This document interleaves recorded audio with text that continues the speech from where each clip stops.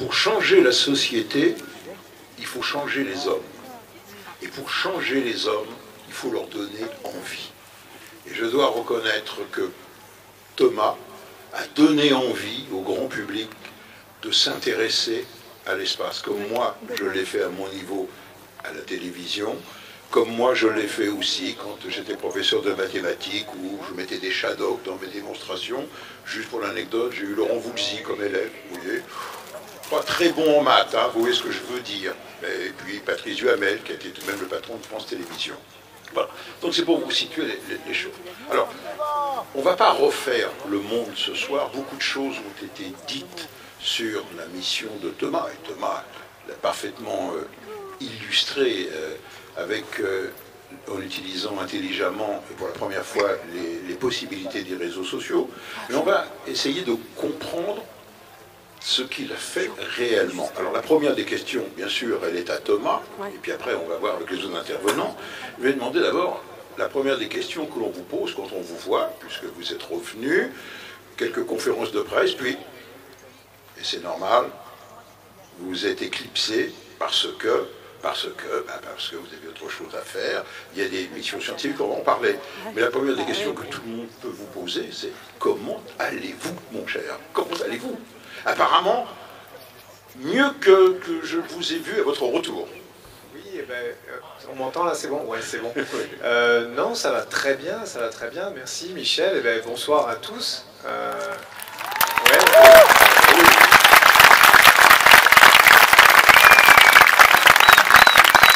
Ça va très très bien, effectivement, je suis très heureux d'être là ce soir, parce que des soirées comme ça, en fait, dans l'ISS, on n'en a pas beaucoup. C'est un peu ça qui m'a manqué, en fait. Regardez autour de vous à quel point le village de Cordes-sur-Ciel est magnifique, à quel point la nature autour est magnifique. Nous, évidemment, on n'avait pas tout ça, on était dans un environnement très technique, et puis ça faisait réfléchir, justement, on en parlera sur cette nature qui nous entoure, de rencontrer des gens aussi, 6 mois dans la station, avec les 5 mêmes personnes. Ben c'est pas difficile, mais c'est particulier, on va dire. Ben là, aujourd'hui, ce soir, j'ai la chance de vous rencontrer tous, et puis d'échanger un petit peu, et puis de parler de cette mission qui m'a bien occupé. Voilà, mais ça va très très bien physiquement, je me suis remis rapidement. On se rappelle de l'atterrissage, retour sur Terre. Léo pourra peut-être témoigner aussi que c'est difficile, hein, après avoir passé longtemps dans l'espace, le corps s'est habitué, on est devenu un être spatial, en fait. Il y a beaucoup de choses qui se passent dans le corps humain qui font qu'on s'est adapté à la vie spatiale. On n'est plus très bien adapté à la vie sur Terre, par contre, hein, le système d'équilibre, le système musculaire, sanguin, etc. Donc il faut se réhabituer. Ça prend un petit peu de temps, mais on a des médecins qui s'occupent de nous. Au bout de quelques heures, on commençait déjà à marcher, et ensuite on s'est remis au sport assez rapidement. Ça prend, je pense, 18 heures en gros pour revenir à 80% de ses capacités, et puis ensuite, bah, tous les jours maintenant, je retourne un peu à la salle de sport pour revenir à 100%. Et j'espère être à 100% à temps pour la prochaine mission. On va en parler. C'est la question que je poserai à la fin à Jean-Yves, ça, le patron du CNED. Non, je voulais simplement, Thomas, vous demander, est-ce que, bon, vous connaissez mieux que quiconque, est-ce que vous ne sentez pas de séquelles de votre séjour de 6 mois dans l'espace? Est-ce que vous dites, ah, il y a encore ça que je coordonne mal, ah, j'ai encore pas retrouvé mon poids, ah, voilà. Non, j'ai pas de séquelles. C'est vrai qu'on m'avait raconté des histoires d'astronautes après. Oui, c'est ça. Après 6 mois dans l'espace, où on a l'habitude que les choses flottent autour de nous, on pose son stylo en l'air, et puis évidemment on commence à casser des verres et à casser des choses comme ça. Donc des retours sur Terre un peu compliqués. Moi, j'ai pas vécu ça. C'est vrai que sur la vision, sur la force, je suis presque revenu à là où j'en étais avant la mission. La seule chose qui me manque un petit peu, c'est peut-être le cardio. On fait beaucoup de sport dans la station, hein, 2 heures, 2 heures et demie par jour. On court sur des tapis roulants, mais on ne court pas à son poids maximum. On court avec un système ouais, voilà, Attendez, la question que tout le monde se pose, c'est l'intermédiaire, mon cher. Je vais être très précis. Comment pouvez-vous nous expliquer que vous avez fait 2 heures de sport par jour, mais quand vous êtes revenu sur Terre, vous étiez KO? C'est comme si ça n'avait servi à rien. Enfin, je parodie. Je vous provoque là. Ce qu'il faut se dire, c'est que si je ne l'avais pas fait en revenant sur Terre, ça aurait été bien pire. Hein, une mission de 6 mois, si on ne fait pas de sport du tout, on va perdre presque 10% de masse osseuse par mois, et de masse musculaire. Donc heureusement, on fait du sport tous les jours, on maintient quasiment à zéro, on ne perd pas de masse musculaire, de masse osseuse. Par contre, le plus difficile, c'est pas tellement la force, même si soulever son bras quand on sort de la capsule, c'est comme si on avait un poids attaché partout, même ma mâchoire. On parlait tout à l'heure du coup de fil avec le président de la République, et je parlais bizarrement parce que le téléphone était lourd et ma mâchoire était lourde en fait. Je ne pouvais pas soulever ma mâchoire, je ne pouvais pas soulever ma langue. Donc je parlais un peu comme ça, avec la bouche pâteuse. C'est pas génial quand on parle au président de la République, mais bon. En même temps, j'avais une excuse, je revenais de l'espace. Mais non, on récupère assez rapidement, et si on ne faisait pas ces 2 heures de sport-là, on serait en mode... Magnéto Serge, ça vous rappelle quelqu'un, ça? Vous allez nous la commenter, hein, vous allez voir les images, voilà.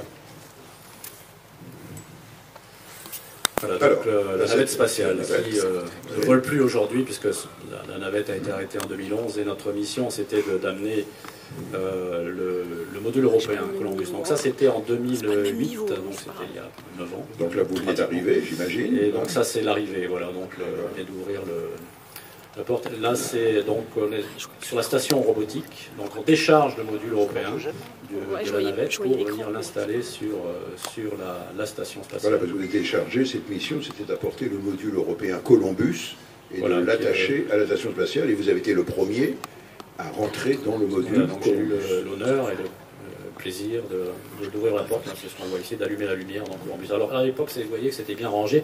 Après que Thomas soit passé, c'était un peu moins bien rangé. Il y avait moins de choses, disons qu'il a eu à faire beaucoup de choses aussi. Alors il y a eu beaucoup de travail pour, je veux dire, ce qu'on appelle la réception, hein, pour les avions, c'est-à-dire mettre en place le matériel, le configurer, enlever toutes les choses qui sont faites juste pour le lancement, et commencer à démarrer les expériences. Alors, il y a vous voyez qu'il y a beaucoup plus de monde que dans ce qu'on voit habituellement aujourd'hui, puisqu'à l'époque, lorsque la navette américaine venait rejoindre la station, on était une dizaine à bord. Donc c'était... vous avez la crise du logement, là, on a dit ça. Voilà, donc la station est grande, hein, il y avait quand même...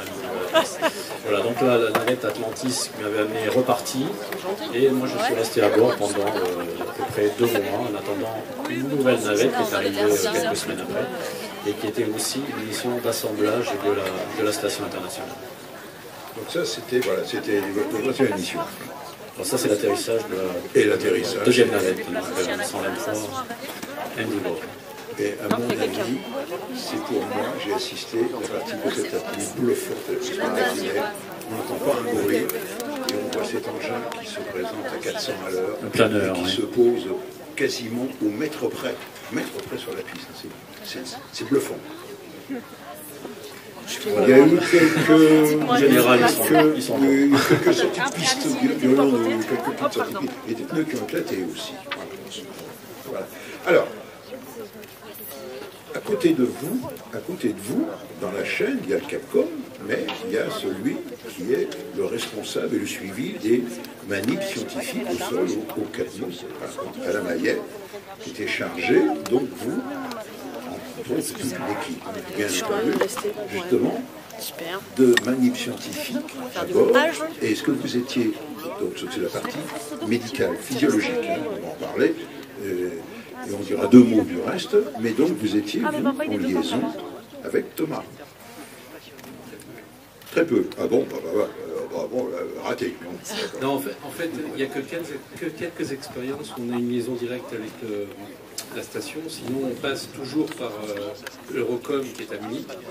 Et il y a quelques expériences pour lesquelles on a un besoin d'interaction rapide avec l'astronaute, et ça a été le cas sur le vol de Thomas, notamment pour la recette en vol de l'échographe qu'on a monté pour la mission de Thomas, sur lequel on... Expliquez-nous, voilà, parce que moi j'ai connu le premier échographe, Jean-Loup Chrétien, Léandre Pousselot, à Tours, qui avait mis au point un petit échographe. Et quand vous allez passer un Doppler chez le cardio, on utilise un petit échographe avec la sonde. Eh bien, il est dérivé, il a été fabriqué par Matra, il a été mis au point, et il est dérivé directement de la technologie spatiale. Là, c'est une très très belle retombée. Ouais. Là, donc, celui-là est plus perfectionné. À l'époque, il faisait 1 mètre cube, les glaces de cœur. Il était assez gros, et celui qu'on a monté pour Thomas, il fait 10 cm d'épaisseur et 40 cm de large. Et surtout, il y a la télémesure. Et la grosse particularité, c'est qu'on peut réceptionner les images au sol, mais surtout contrôler la sonde de l'échographe depuis le CADMOS. Donc le médecin est au CADMOS et c'est lui qui pilote la sonde depuis le sol. Alors ça ne plaît pas à l'astronaute, il intervient beaucoup moins. Il était, vous en dire un peu plus, il était à la fois l'acteur voilà. et le cobaye. Tout à il fait. était son propre cobaye. Oui.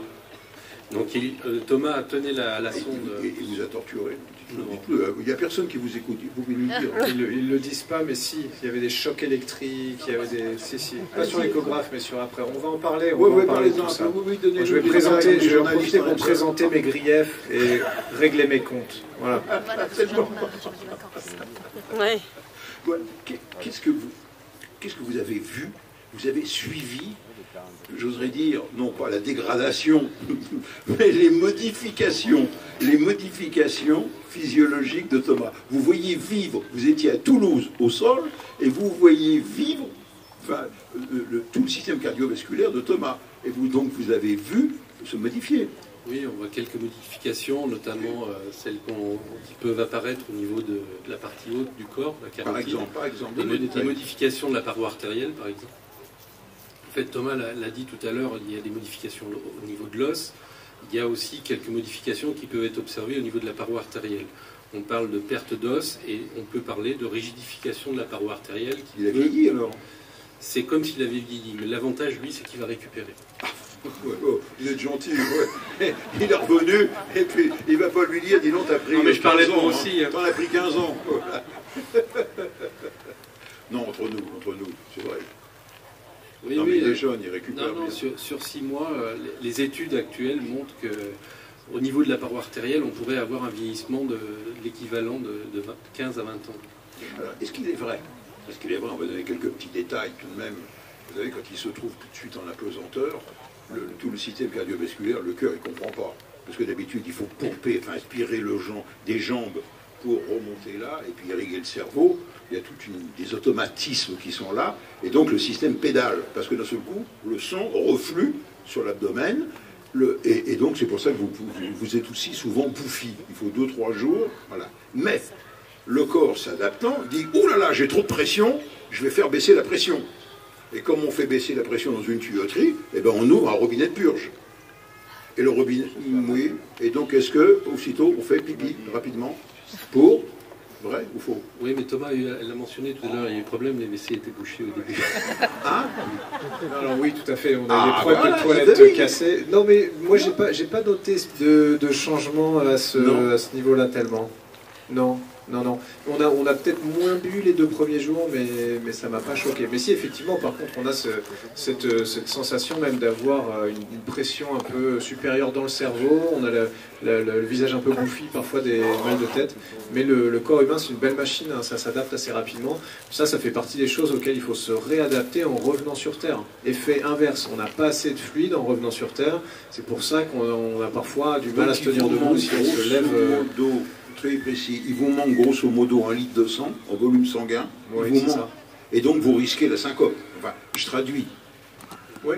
Parce que brutalement, il y a 0 G, apesanteur, enfin pesanteur, et d'un seul coup, on va y revenir, on rentre dans l'atmosphère avec le Soyouz, et on ne fait pas 1 progressivement, on s'en tape 4 ou 5.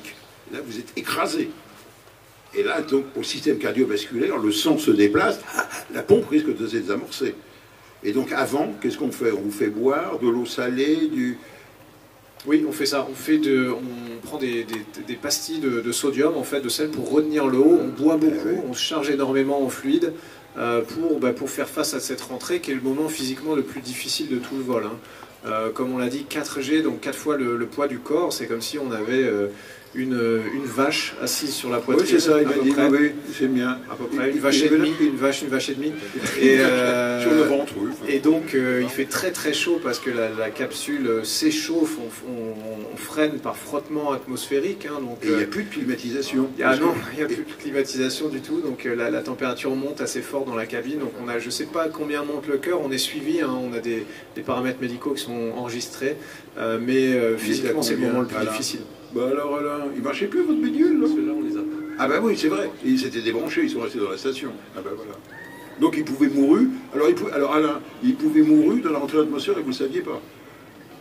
Les médecins russes qui surveillaient son retour et qui ont toutes les données pendant le retour. Oh, faut que je vous taquine un peu même, mais voilà. Alors, on en dit deux mots sur la rentrée dans l'atmosphère qui est virile. Je me souviens, c'est Claudie Déhay, quand j'avais été la récupérer en plein Kazakhstan, et Claudie m'a dit « c'est viril ». Voilà, 12 euphémismes pour dire « c'est un truc de mec ». Alors, d'abord, Léopold, le premier, il l'a vécu. La rentrée. Ouais. Hein, la même que Thomas, pratiquement. Sauf que nous, on est arrivés en hiver, il y avait une tempête de neige à l'arrivée, mais bon, le reste était identique, pratiquement. C'est-à-dire, on est d'abord chahuté quand le parachute s'ouvre. Voilà, donc il y a d'abord des décélérations, dont Thomas en a parlé, de l'ordre de 4-5 G lorsqu'on est dans la phase, je dirais, au milieu de la rentrée. Et puis après, il y a l'ouverture du parachute, qui est un moment qui arrive instantanément, pratiquement. Et là, la capsule commence à se balader un petit peu dans tous les sens. Et on est un petit peu désorienté à ce moment-là, puisque notre oreille interne, notre système de l'équilibre a perdu l'habitude de ce genre de contraintes. Et donc après, lorsque le parachute est ouvert, on attend avec impatience le moment de l'impact au sol, voilà, donc qui est toujours un peu aléatoire et se passe plus ou moins bien. En général, ça se passe bien, mais il y a eu des moments où ça a été assez brutal pour certains. On a eu peur. Vous êtes tombé en pleine tempête de neige. Hein. Voilà, donc il n'y avait pas toutes les équipes de secours à arriver comme les a eu Thomas. On avait 2 hélicoptères en fait dans lesquels on a pu embarquer, qui nous ont ramenés sur un aéroport où se trouvaient les secours. Quelques centaines de kilomètres. À un moment, je suivais ça en direct à la télévision, je voyais le parachute, il descendait lentement, et puis à un moment, il avait une seule tranche de parachute. J'ai dit, oula, j'ai vu le parachute qui se commençait, j'ai dit, oula, il va pas se foutre en torche à la fin. J'ai eu peur. Vous l'avez su, ça, non?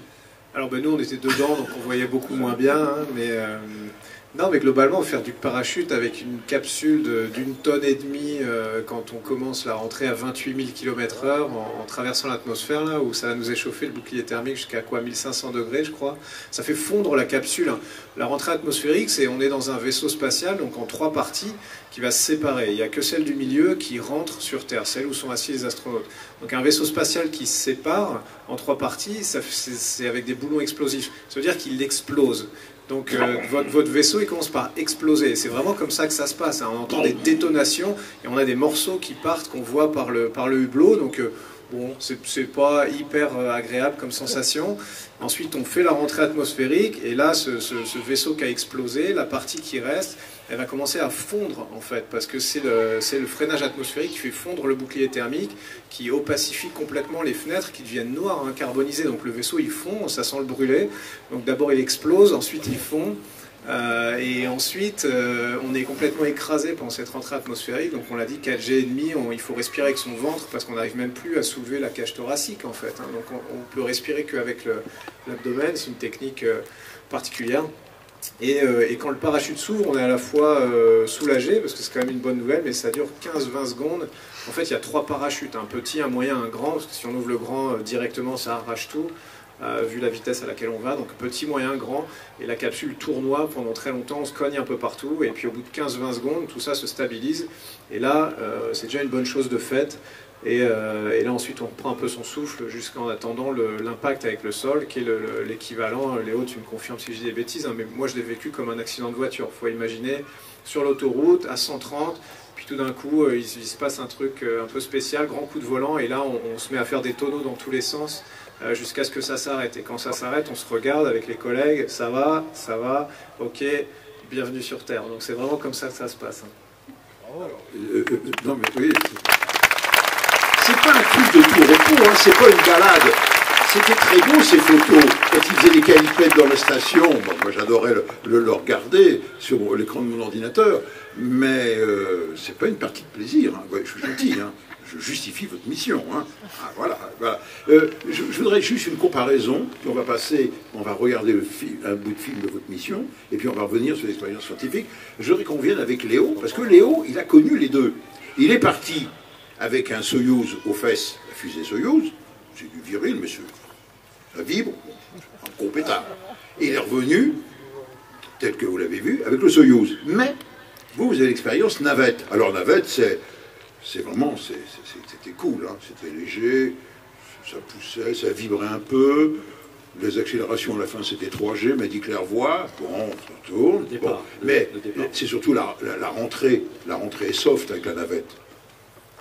Oui, le départ est à peu près identique au lancement du Soyouz. On a à peu près le même type d'accélération et donc on est à peu près assis de la même façon. Donc c'est exactement les mêmes sensations. Le départ de la navette est un petit peu plus violent parce qu'il y a des boosters. Donc c'est une fusée à poudre qui s'allume au décollage, qui crée des vibrations pendant quelques dizaines de secondes. Mais après, c'est à peu près la même chose sur le Soyouz. La rentrée, par contre, ça n'a rien à voir, bien entendu. La navette rentre comme un avion, elle a des ailes, hein, donc il faut qu'elle rentre en douceur pour ne pas casser ses ailes.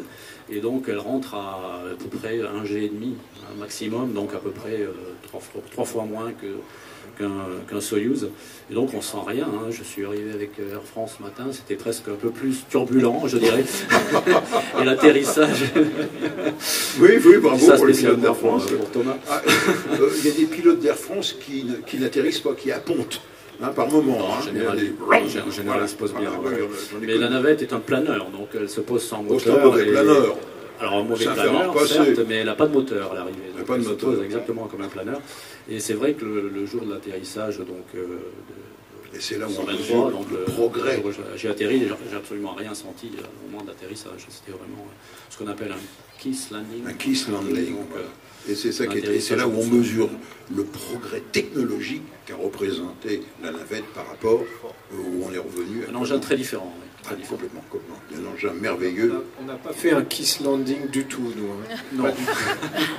Alors, est-ce qu'il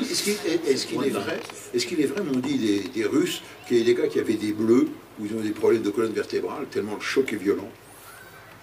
Oui, alors on a au dernier moment, là, à 80 cm du sol, parce que je pense qu'on va à 7 ou 8 mètres par seconde, oui, ça va assez vite.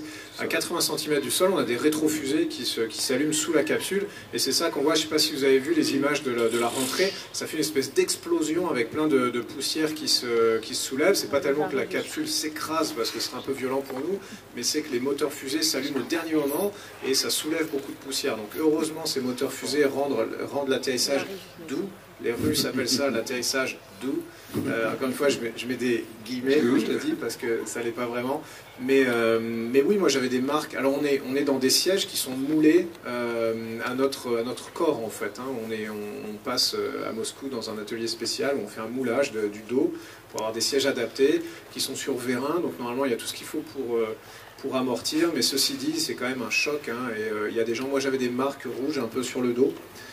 Il y a des gens, oui, il faut bien se tenir en fait, il faut fermer sa bouche, il ne faut pas avoir la langue, le pire ce serait de se couper la langue si on avait la langue entre les dents, il ne faut pas parler, à partir de 500 mètres d'altitude on ne parle plus, on rentre les coudes à l'intérieur du siège, on a serré toutes ces sangles, on est attaché, hein, et puis on attend l'impact en fait, on pousse avec l'arrière de la tête sur le siège pour pas non plus se cogner, et puis on attend l'impact. Ensuite, pendant l'impact, on serre les dents, et on attend que ça arrête de bouger. Voilà. C'est simple en fait au final comme procédure. On va regarder votre film, le point.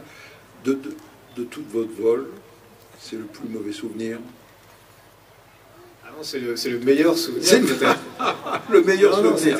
Ah, c'est du viril. Hein, la rentrée avec Oleg, on se regardait et parfois on riait parce que la capsule partait dans tous les sens. Donc c'est un côté vraiment un peu manège, un peu fête foraine. Si vous aimez bien vous faire balancer dans tous les sens à la fête foraine, il faut faire du Soyouz. Jean-Yves, elle coûte cher la fête foraine, hein, tout de même. Hein. Oui, elle coûte cher, mais elle rapporte gros.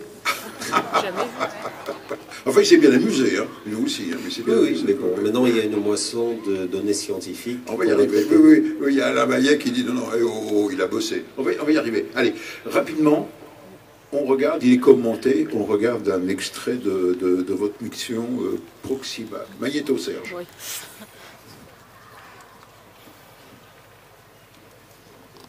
Ah oui.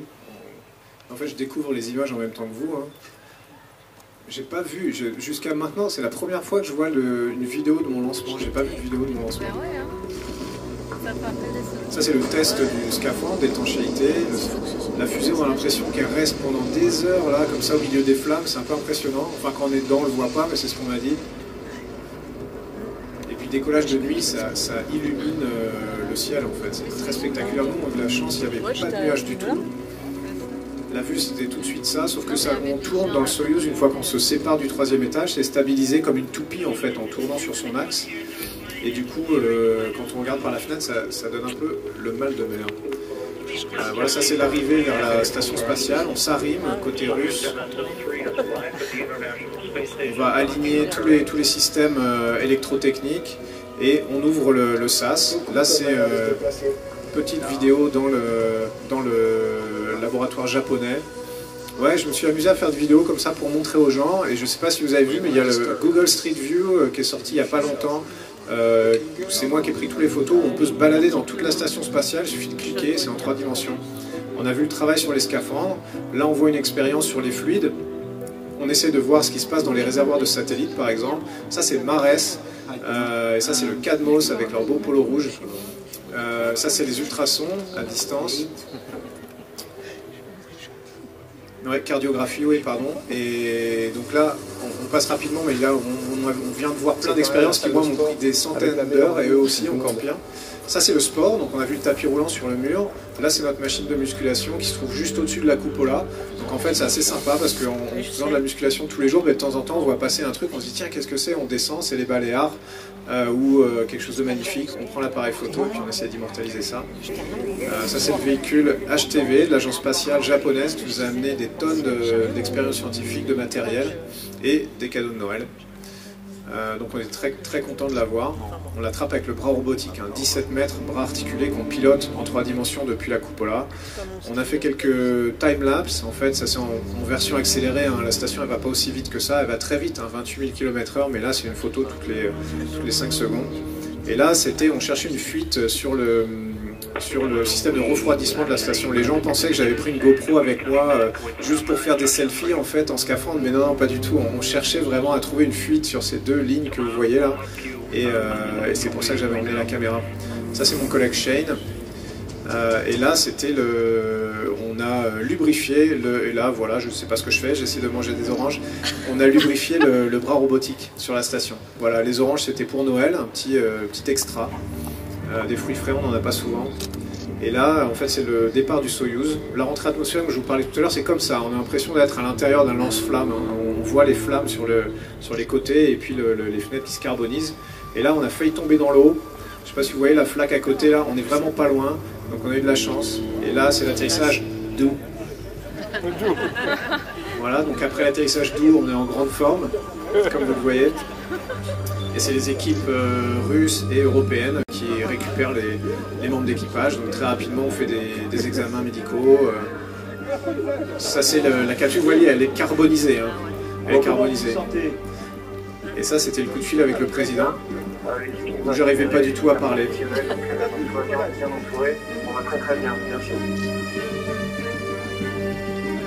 Et ensuite, on est emmené dans une tente, on enlève le scaphandre, on fait beaucoup d'examens médicaux. Et ensuite, retour direct à Cologne. Donc ça, c'était le 2 juin. Là, je suis oui, c'est un événement. Alors, pour vous dire, ça fait plaisir de revoir ces images, mais moi, en tant qu'homme de télévision journaliste, je suis bluffé, alors qu'il n'avait pas vu les images. Tu le découvres, il est capable de rattraper et de faire des commentaires en direct, comme à la télé, comme un Zitrone. Pof, il envoie ça, bravo, bravo. Ah non, non, là, c'est la classe, hein, là, j'avoue. Là, hein, il y a du Paul. Non mais bientôt je suis à la retraite, tu sais, il y a une place qui t'attend hein, pour commenter les... Oui. On n'avait pas parlé d'une deuxième mission tout à l'heure? Oui, non, Jean-Yves il a plus de sous pour la deuxième mission, il m'a dit qu'il n'avait plus de sous. Jean-Yves, il y a des sous pour une deuxième mission? Pour une deuxième mission, il y a surtout Thomas qui a passé... non, mais c'est vrai, qui a passé 6 mois, qui a fait une mission tout à fait remarquable, qui est jeune, puisqu'il est à l'âge du président de la République. Et donc à partir de là, d'ici 3-4 ans, on est en train d'en discuter. Il y aura d'autres missions parce que l'aventure continue, parce que la station spatiale, parce que le coup d'après, c'est Journey to Mars dont on discute avec la NASA. Et donc, je ne suis pas à prendre les paris que Thomas va revoler à un horizon pas très très lointain. En tous les cas, c'est en haut sur la liste des choses que je dois faire tous les matins. Donc, prochaine mission pour Thomas, voilà. Et juste pour revenir, Thomas, on va parler de la mission scientifique, il nous reste 12 minutes. Vous, Thomas, quel est votre plan de carrière maintenant pour vous? Bon, alors vous avez pris des vacances, vous vous réhabilitez, vous faites des examens médicaux, vous participez au débriefing scientifique, on va en parler, d'accord? Bon, mais après, qu'est-ce que vous allez faire? Alors après, on vient de m'apprendre qu'il y a une place à la télé qui se libère, déjà. Ah. Ça va falloir s'en occuper. Ah, c'est pas les mêmes salaires qu'au CNES, hein. Oui. C'est mieux, c'est beaucoup plus. Non, mais alors, comme l'a dit Monsieur Le Gall, il va falloir se remettre au travail. En fait, une mission, ça n'arrive pas comme ça, tout cuit. Il faut la préparer, que ce soit de mon côté, que ce soit aux côtés des équipes au sol. Hein. Si on a pu faire une mission qui a marché comme ça, c'est parce qu'on avait quand même une collection d'expériences scientifiques qui a rarement été vue sur une mission européenne. Il faut quand même le rappeler. Et si on était dans cette configuration-là, c'est parce que l'ESA a fait son travail, mais c'est parce que le CNES a choisi de faire plus que le minimum, et c'est pour ça qu'on avait autant de choses à faire et qu'on revient avec autant de résultats scientifiques et que les gens sont contents. C'est pas parce que j'ai pris des photos, mais c'est parce que tout ça, ça a très bien marché, il faut quand même le rappeler. Donc voilà, donc ensuite, moi on va dire j'ai quelques mois où on a parlé des activités de la mission qui se terminent petit à petit. Ensuite, je vais essayer de prendre des vacances, ça ce serait déjà pas mal aussi, une semaine ou deux. Et après, on se remet au travail tout de suite. Le moyen terme, on va dire, c'est on a la station spatiale qui est là. Moi, je peux toujours m'améliorer, je peux parler mieux russe. Il y a beaucoup de choses que je peux faire mieux, donc je vais me remettre à l'entraînement. Et puis, dans le futur, peut-être un peu plus lointain, on parle de coopération spatiale avec nos collègues chinois. On a initié des contacts avec eux. Le CNES a beaucoup de contacts, l'Agence spatiale européenne aussi. Peut-être que ça fera partie des missions qui attendent un Européen, ce sera peut-être pas moi dans le futur. Puis évidemment, plus long terme, ce qu'on a tous en ligne de mire, c'est de s'affranchir un peu de l'orbite basse terrestre, où on est resté ces quelques dernières années, et puis d'aller plus loin, et le Journey to Mars de la NASA, auquel l'ESA, auquel le CNES participe, ça c'est clairement un objectif. C'est un objectif dans quelques années, allez, on va dire dans 15-20 ans, 20-25, mais on verra des hommes sur Mars un jour, c'est certain. Est-ce que moi j'aurai la chance d'en faire partie? Je sais pas, mais à la limite c'est peut-être pas ça qui compte. Ce qui compte, c'est qu'on y aille. Ce qui pose de gros problèmes techniques, mais surtout humains. Voilà. Paul Quilès, vous vouliez ajouter quelque chose? Oui, on parle beaucoup des résultats scientifiques d'une telle mission. Qu'est-ce qu'on peut dire pour le grand public? Parce que voilà, ça devient vite compliqué. Je vais y arriver. Quels sont les types de résultats, sans rentrer dans les détails, qu'une telle mission peut apporter? On va demander à Alain, peut-être à Alain aussi. Il faut voir que la station spatiale, c'est deux choses, et ça on rappelle toujours. C'est un laboratoire scientifique et on fait de l'exploration. C'est une étape sur la route de l'exploration. Pour pouvoir un jour aller sur Mars, on a besoin aujourd'hui d'avoir une station spatiale pour apprendre comment faire, développer les techniques, les technologies et les opérations. Donc il y a ce côté exploration et il y a ce côté recherche. En allant faire ça, on ne va pas aller juste planter un drapeau, on va le faire pour que ça bénéficie à tout le monde. Donc on se dit, qu'est-ce qu'on va pouvoir faire? On va utiliser le milieu de l'impesanteur pour avoir accès à des choses qui sont cachées sur Terre. Alors, une manière simple de comprendre ça, c'est on fait de la science des matériaux dans la station spatiale. On fait léviter des petites billes de métal qu'on fait fondre dans des installations spéciales à l'intérieur de la station évidemment, qu'on mélange, et ensuite on va avoir accès vraiment aux propriétés physiques de ce qui se passe. Sur Terre, tout ça, ça va sédimenter et on ne comprend pas bien en fait ce qui est du domaine de la sédimentation, ce qui est du domaine vraiment de la formation des alliages. Et dans la station, on arrive à le comprendre. Alors, on ne produit pas des matériaux dans la station spatiale, on ne fait pas de la métallurgie, mais les scientifiques obtiennent des résultats qu'ensuite eux appliquent en laboratoire et puis ils vont essayer d'améliorer les matériaux pour faire des coques de téléphone plus résistantes et des ailettes de moteurs d'avion. Donc ça, c'est un exemple. On fait de la biologie, on fait de la physiologie. On a parlé tout à l'heure des astronautes comme un modèle du vieillissement, mais réversible. En étudiant ça de près, eh ben, on a accès à des données incroyables qu'on ne peut pas voir sur Terre, qu'ensuite on applique dans les traitements dans les hôpitaux. Donc en cardiologie, on en a parlé tout à l'heure, on a développé une technique de traitement des bactéries par plasma froid, en fait, qui vient d'une expérience européenne aussi, hein, qui permet de traiter les infections qui résistent au staphylocoque. Donc ce qui est difficile à voir pour les gens, c'est qu'il y a beaucoup de domaines. En fait, quand on parle d'un centre de recherche contre le cancer, ben c'est facile, il fait que de la recherche contre le cancer. Voilà, alors est-ce qu'on a réussi à vaincre le cancer complètement? Non, mais on fait des petits pas comme ça. Ben nous, on fait aussi des petits pas, sauf qu'on les fait un peu dans tous les domaines. On les fait en biologie, on les fait en physique des matériaux, on les fait en médecine, et en ce moment, vraiment, ce qui marche très fort, moi je trouve, dans la station spatiale, c'est la médecine. Alain, tu me dis si je me trompe, mais regardez des cellules souches en 3 dimensions, ce qu'on a fait beaucoup pendant ma mission, ça nous permet d'accéder à des choses qu'on ne peut pas voir au sol, et ça permet ensuite de développer des thérapies ou de développer des techniques qui ne pourraient pas avoir vu le jour sans la station spatiale. Allez-y, Alain.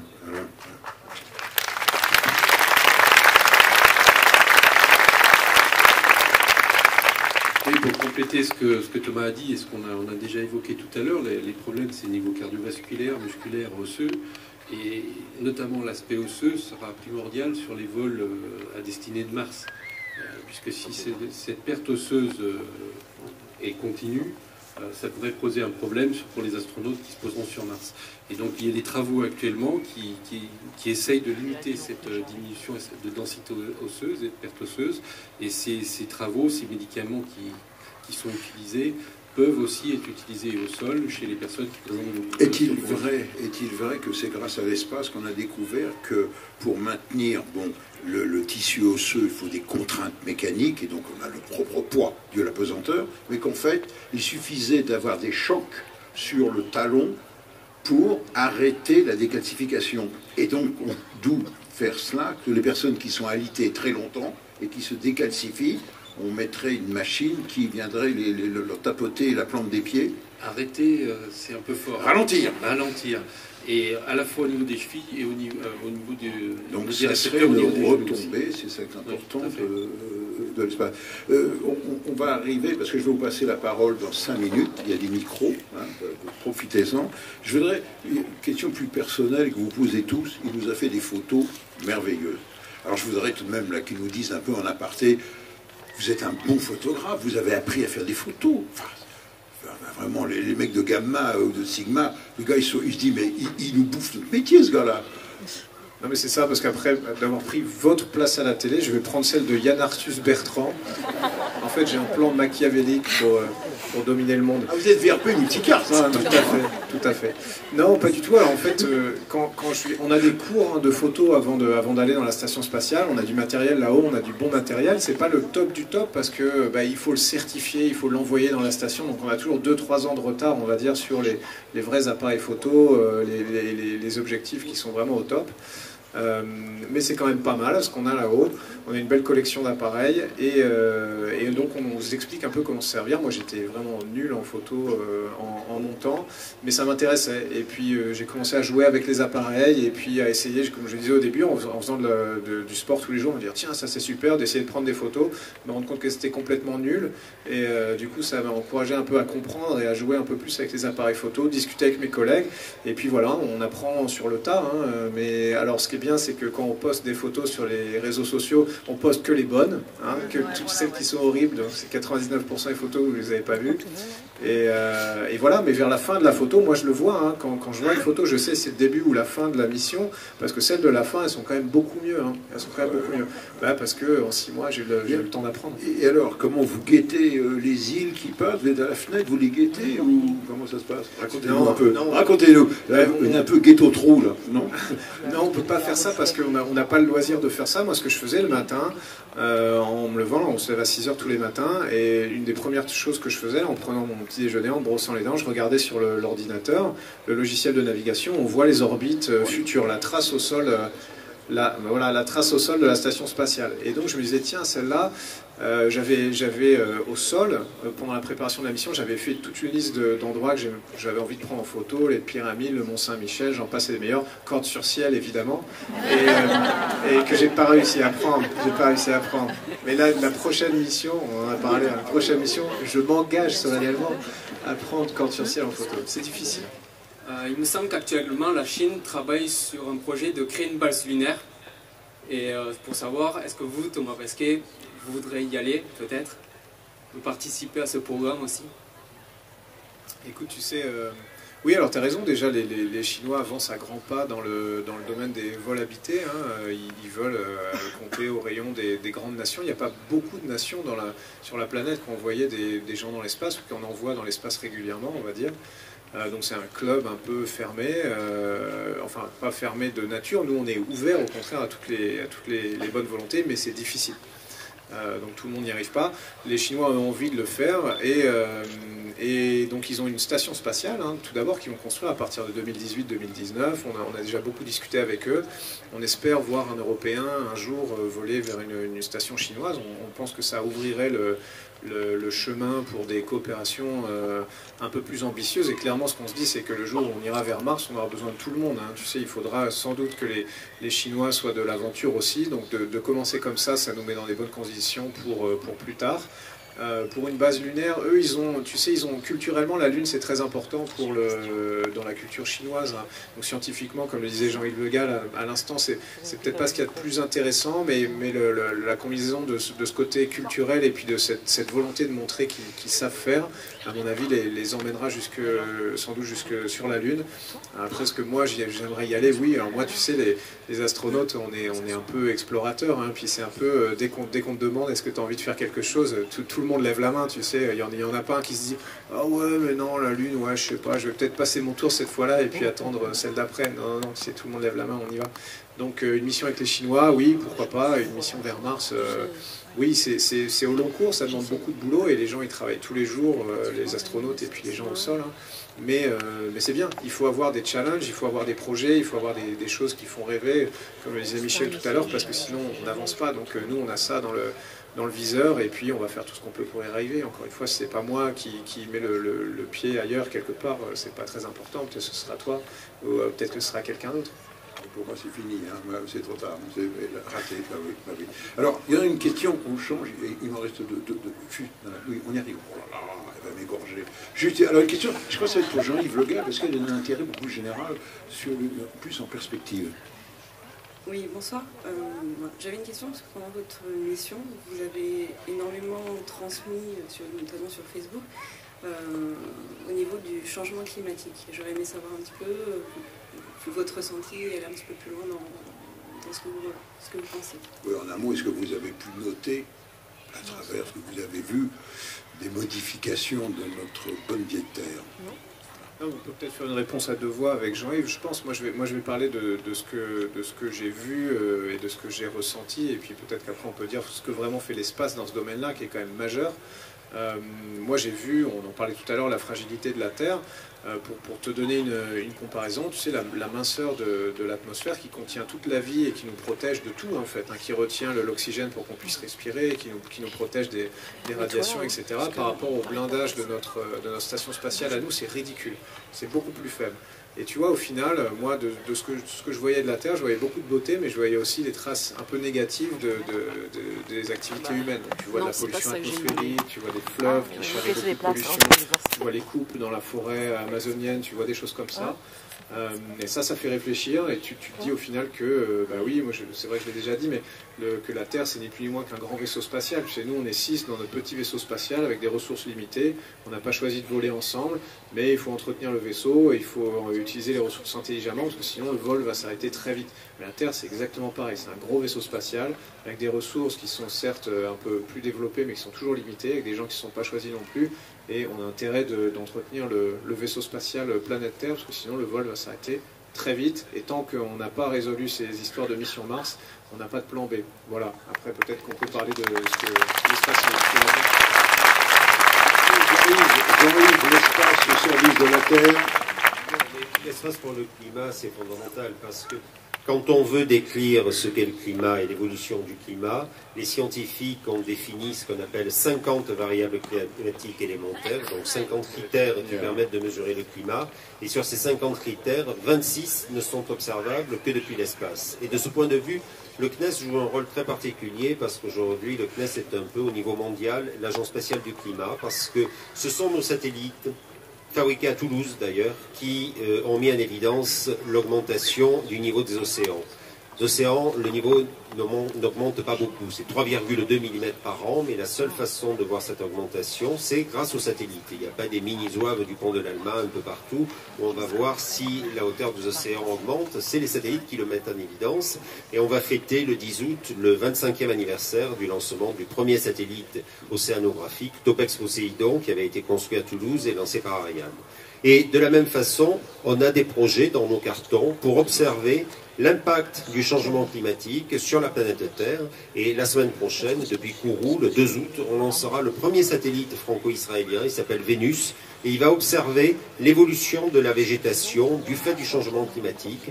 Et un peu plus tard, on aura d'autres satellites. Donc le message, c'est que quand même, pour observer le climat, il y a un seul observatoire, qui est l'espace. Et d'ailleurs, on travaille avec nos collègues des autres agences spatiales. Vous le savez, il y a eu l'accord de Paris à la COP21 le 12 décembre 2015.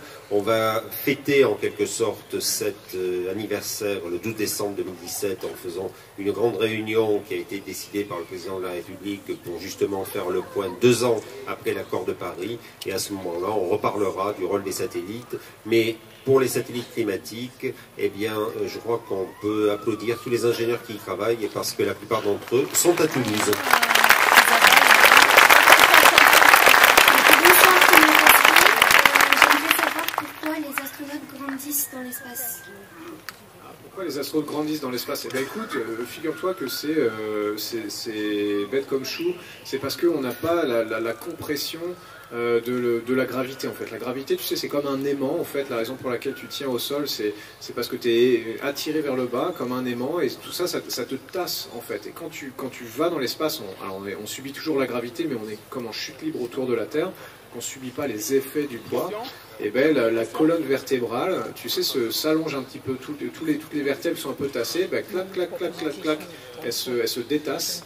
Et puis on peut prendre jusqu'à, alors ça dépend si on est grand ou pas, ça dépend un peu de la morphologie, mais on peut prendre jusqu'à, je crois que le record c'est 7 cm.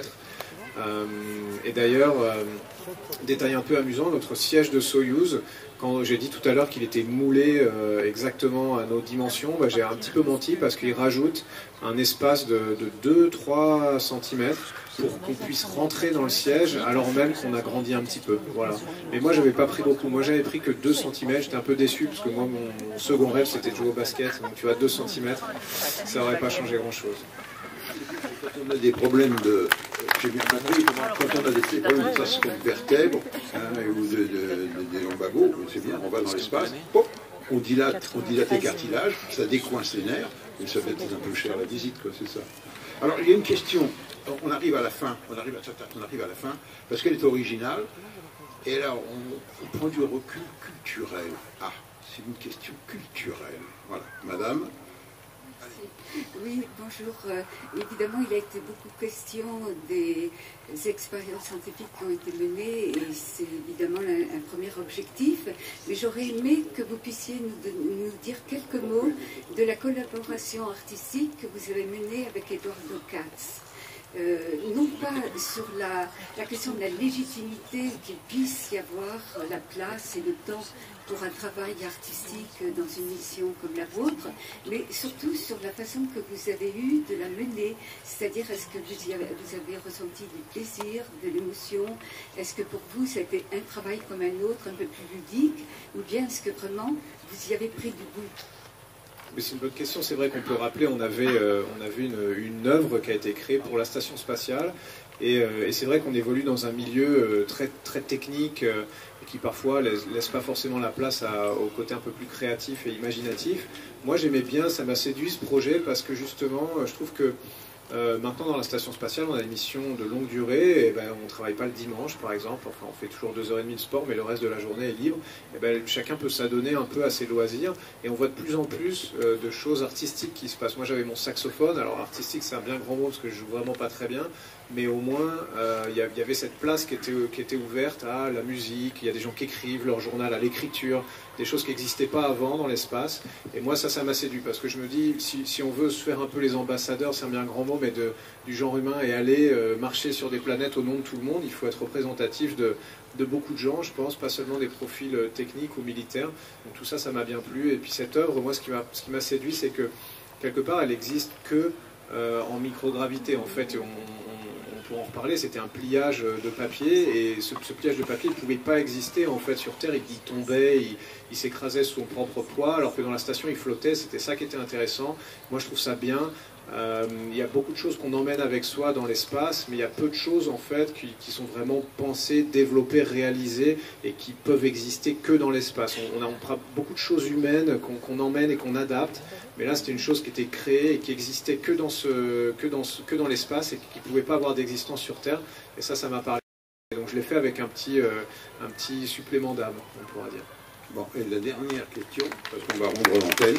La dernière. Après avoir passé 6 mois dans l'espace, quand tu es rentré sur Terre, est-ce que la Terre t'a paru silencieuse? Silencieuse, oui. Non mais si, c'est une bonne question. Dans la station spatiale, on a des ventilateurs, des systèmes électriques, électroniques, mécaniques qui tournent en permanence. Donc on a à peu près 50 décibels pendant 6 mois. Donc on dort avec des boules qui est parce que sinon, alors ça abîme pas les oreilles, hein, mais c'est quand même un bruit assez élevé et qui est permanent. Ça n'arrête jamais en fait. Plus pendant la journée on discute à la radio avec le centre de contrôle, il se passe des choses, etc. Et puis tout d'un coup de revenir sur Terre quand on débranche le Soyouz, enfin il est assez débranché de lui-même quand il touche le sol, vous avez vu les images, tout ça s'arrête et on se retrouve au milieu de la steppe du Kazakhstan. Et là oui, alors même s'il y a des gens qui parlent, on est un peu saisi par le silence, on est saisi par les dimensions, on n'a pas eu de perspective plus grande que 10 mètres depuis 6 mois. On est saisi par le contraste, par les couleurs, par la sensation du vent, par les odeurs aussi. Moi, je sentais l'odeur de la steppe, je sentais l'odeur de savon et de lessive des gens qui me sortaient de la capsule. Pas parce qu'ils étaient plus propres que d'habitude, mais parce que c'était le retour sur Terre, tous les sens sont un peu décuplés. Ça veut dire sans doute aussi que peut-être notre odeur à nous n'était pas géniale, mais en tout cas, ça veut dire que voilà, au retour sur Terre, il y a cette espèce de... J'avais l'impression de regarder la télé avec des contrastes à fond, et puis de sentir des choses que je n'avais pas senties depuis 6 mois. C'était un peu comme une deuxième naissance, si on pousse le raisonnement un peu plus loin. Merci. On arrive au terme. Je peux vous dire, je dis la vérité, donc je vais avoir besoin, c'est moi qui vais vous kidnapper Thomas avec Jean-Yves Le Gall, parce que je vais faire une émission en direct sur CNews, une interview en direct à 22h30, voilà, c'est prévu. Donc c'est pour ça qu'il fallait que je rende l'antenne. Et avant de rendre l'antenne, vous savez, on a passé une soirée merveilleuse, animée, il y avait encore plein de questions. Ce qui me faisait plaisir, c'est surtout les questions des enfants, des adolescents. On n'a pas répondu à toutes les questions, mais ce que j'ai apprécié, c'était que les choses sont faites très informatives, très claires. Talent de vulgarisateur, j'insiste. Mais et avec le sourire et la décontraction. Alors, pour conclure, j'ai travaillé moi au début à Europe Numéro 1 avec Jacques Martin, vous l'avez connu. Et Jacques Martin, quand il jouait une pièce de théâtre et que cette pièce de théâtre marchait, au lieu de dire bon, on a été bon ce soir, Jacques Martin disait ce soir, le public a du talent. Et je dois vous dire que je vous remercie, nous vous remercions d'avoir été là et nous avoir passé du temps et nous avoir écoutés. Vous avez eu beaucoup de talent ce soir et on tient à vous en remercier.